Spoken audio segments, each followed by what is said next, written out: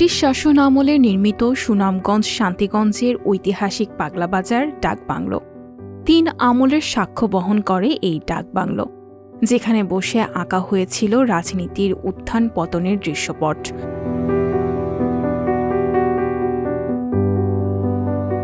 একসময় বারান্দা, বিশ্রামাগার আর সম্মুখে গুণীজনের পদচারণায় মুখরিত ছিল এই ডাকবাংলো।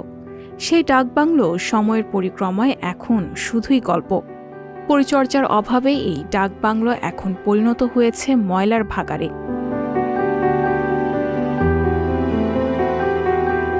প্রাচীন এই স্থাপনাটি সুনামগঞ্জ জেলা সড়ক ও জনপথের দায়িত্বে থাকলেও এদিকে যেন দৃষ্টি নেই সংশ্লিষ্টদের।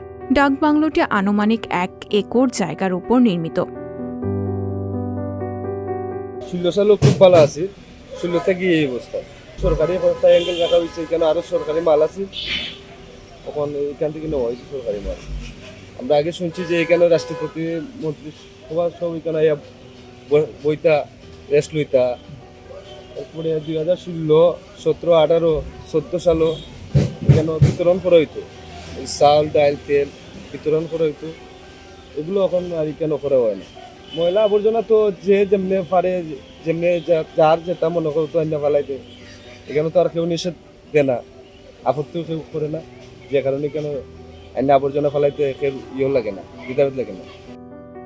এলাকাবাসী জানায়, বর্তমান প্রধানমন্ত্রী শেখ হাসিনা, সাবেক প্রধানমন্ত্রী খালেদা জিয়া, সাবেক রাষ্ট্রপতি হুসাইন মোহাম্মদ এরশাদ, পাকিস্তানের তৎকালীন প্রেসিডেন্ট মোহাম্মদ আলী জিন্নাহ এই ডাকবাংলায় বিশ্রাম নিয়েছেন, করেছেন সভা সমাবেশ।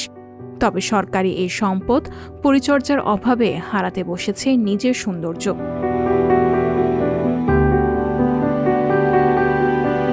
সঞ্জিদা শম্পা, সংবাদ প্রকাশ।